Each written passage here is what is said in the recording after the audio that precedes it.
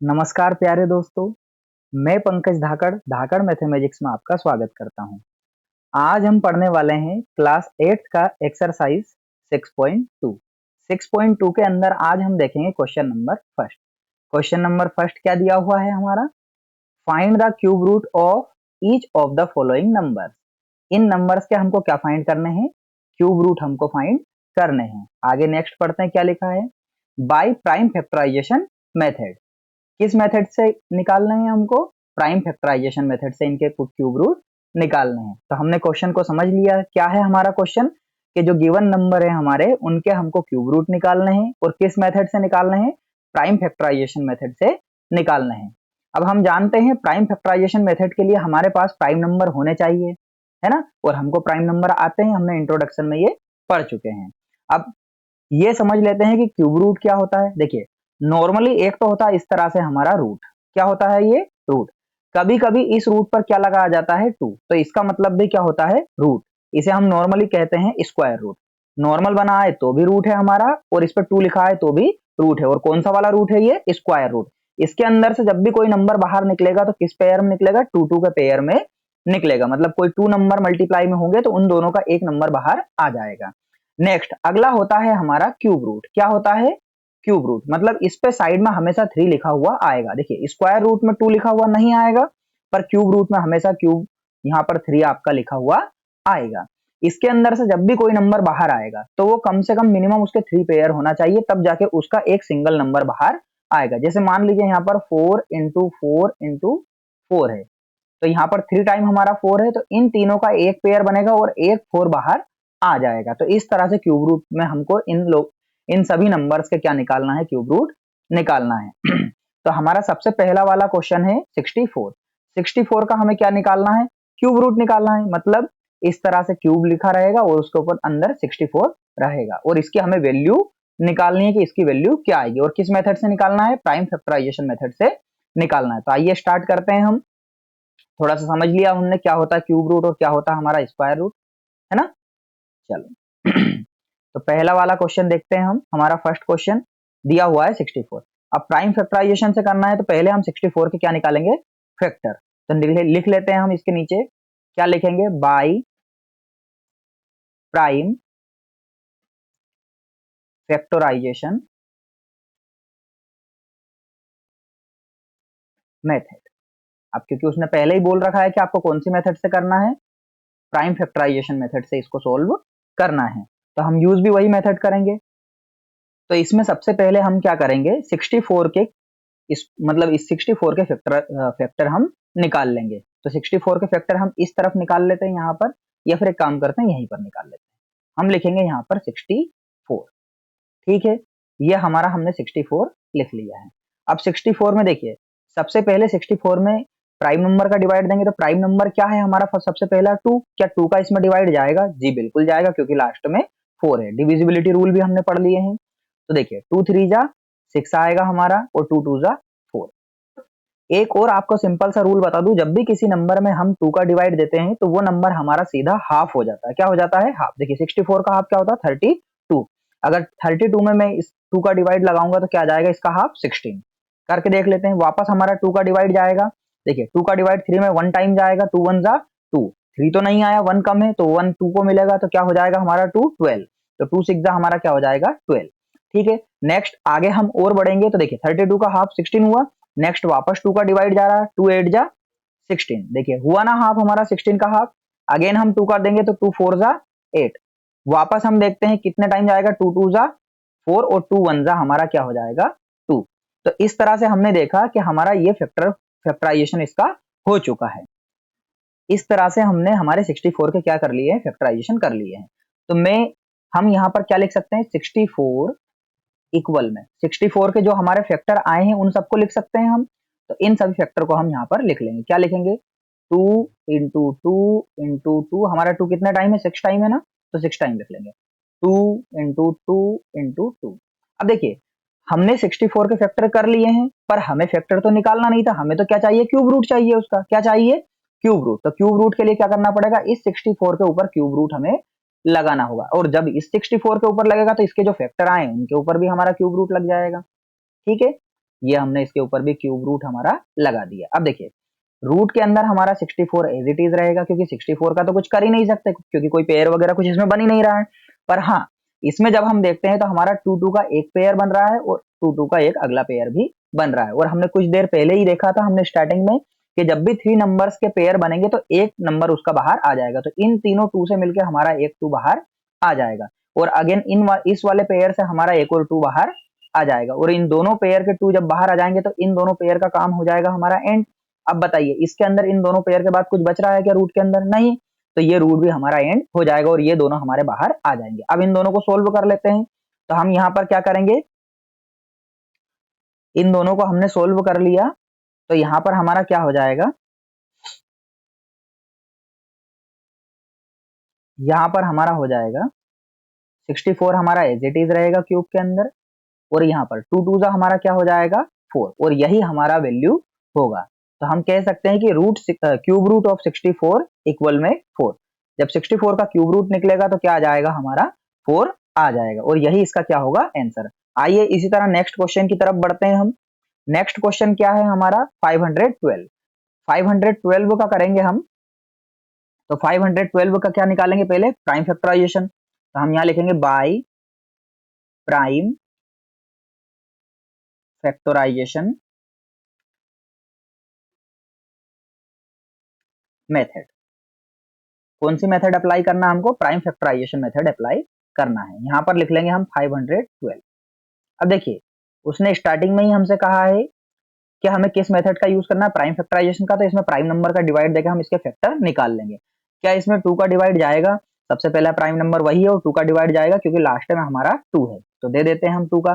2 2 जा 4, 5 तो नहीं आया, 1 सेपरेट रह गया हमारा, तो 11 बनेगा। 2 5 जा 10, वापस 11 नहीं आया, 10 आया, तो 1 रहेगा तो 12। तो 2 6 जा हमारा क्या हो जाएगा 12। और एक और मेथड मैंने सिखाई है आपको। क्या सीखा है हमने कि कोई भी नंबर में जब 2 का डिवाइड देते हैं तो वो सीधा हाफ हो जाता है। देखिए इसका हाफ यही होता है। अगेन हमारा 2 का डिवाइड देंगे इसमें, तो 2 1 जा 2, 2 2 जा 4, 1 सेपरेट रहेगा 16, तो 2 8 जा हमारा हो जाएगा 16। देखिए इसका ये हाफ हो गया। अगेन 2 6 जा 12, 2 4 जा 8। अब मैं डिवाइड दे रहा हूँ सीधे से। अब हम सब जानते हैं किस तरह से हमको डिवाइड देना रहता है। 2 3 जा 6, 2 2 जा 4। अगेन हम देंगे तो 32 का हाफ क्या हो जाता है 16, और चाहे तो ऐसे देख लीजिए 2 1 जा 2, 1 सेपरेट, 2 6 जा 12, है ना। अब चाहे तो हम हाफ भी लिख सकते हैं करके डायरेक्ट। ये इसका हाफ क्या हो जाएगा 8। नेक्स्ट हमारा हाफ क्या हो जाएगा 4 2 4 जा 8, या फिर सीधे से डिवाइड भी दे सकते हैं हम। 2 2 जा 4, 2 1 जा 2। तो ये हमारे क्या हो गए प्राइम फैक्टर हो गए। देखिए 3 का एक पेयर बना, 3 का सेकंड पेयर और 3 का थर्ड पेयर। तो यहाँ पर कितने 3 है हमारे 9 3 हम सॉरी 9 हमारे 2 2 के पेयर हैं, मतलब 2 टाइम्स हमारा 9 टाइम्स हमारा 2 यहाँ पर दिया हुआ है। तो हम 512 के आगे क्या लिख लेंगे, ये हमारा 512 है। इसको मैं क्या लिख सकता हूँ, हमारा 9 टाइम 2 के मल्टीप्लाई में हो जाएगा। तो ये 2 1 time, 2 time, 3 time, 4 time, 5 time, 6 time, 7 time, 8 time, और ये 9 टाइम। तो मैं 512 को हमने क्या लिख लिया, उसके जो फैक्टर आए वो हमने लिख लिए हैं। पर हमें तो ये निकालना ही नहीं था। हमें क्या चाहिए था इसका, हमें तो चाहिए था इसका क्यूब रूट। क्या चाहिए था इसका क्यूब रूट। तो हम क्या करेंगे इसके ऊपर हम लगा लेंगे क्यूब रूट। ठीक है, यहाँ पर हम क्या लगा लेंगे, इसके ऊपर क्यूब रूट लगा लेंगे। तो यहाँ पर क्यूब रूट के लिए क्यूब लगाना पड़ेगा। अब जबकि इसके ऊपर क्यूब रूट लगेगा तो इसके जो हमारे प्राइम फैक्टर हैं उनके ऊपर भी लग जाएगा, है ना। तो यहाँ पर हम लगा लेते हैं इसके प्राइम फैक्टर के ऊपर भी। ये हमारा लग गया है यहाँ पर क्यूब रूट। ठीक है, अब हम जानते हैं कि क्यूब रूट के अंदर से जब भी कोई नंबर निकलता है तो वो 3 3 के पेयर में निकलता है। 512 का तो कुछ कर नहीं सकते, पर इधर वाले नंबर का कर सकते हैं। हम पेयर बना के बाहर निकाल लेते हैं। एक पेयर बनेगा हमारा, नेक्स्ट पेयर बनेगा, और एक और अगला पेयर बन जाएगा। तो एक 2 हमारा इससे आ जाएगा, एक 2 हमारा इससे आ जाएगा, और एक 2 हमारा तीसरे वाले पेयर से आ जाएगा। अब तीनों पेयर के 1 1 2 हमारे आ जाएंगे पेयर होने के कारण। अब अंदर हमारा रूट के अंदर कुछ बच रहा है क्या? नहीं। तो रूट को भी हम अब आगे नहीं लिखेंगे। तो यहाँ पर हमारा क्या हो जाएगा 512, है ना, क्यूब रूट में। ठीक है, इक्वल में 2 2 जा 4, 4 2 जा 8। तो 512 का क्यूब रूट करेंगे तो हमारा आंसर क्या आ जाएगा 8 आ जाएगा। इसी के साथ ये वाला क्वेश्चन भी हमारा होता है एंड। आइए नेक्स्ट क्वेश्चन की तरफ बढ़ते हैं। नेक्स्ट क्वेश्चन क्या है हमारा थर्ड वाला, वो 10,648। तो इसको भी सोल्व करने के लिए वही जो उसने क्वेश्चन में कहा है वही मेथड अप्लाई करेंगे हम, बाय प्राइम फैक्टराइजेशन मेथड। तो हम लिख लेते हैं यहाँ पर बाय प्राइम फैक्टराइजेशन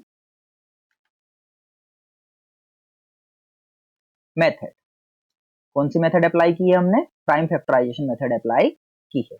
तो यहाँ पर हम 10,648 के क्या निकाल लेंगे? प्राइम फैक्टर निकाल लेंगे। निकाल लेते हैं हम यहाँ पर इसके प्राइम फैक्टर, ठीक है। सबसे पहला प्राइम नंबर 2 का डिवाइड इसमें जाएगा, बिल्कुल जाएगा, लास्ट में 8 है तो देखिए 2 का 1 में नहीं जाता, 10 ले लेंगे, 2 5 जा 10, 2 3 जा 6, 2 2 जा 4 और 2 4 जा 8।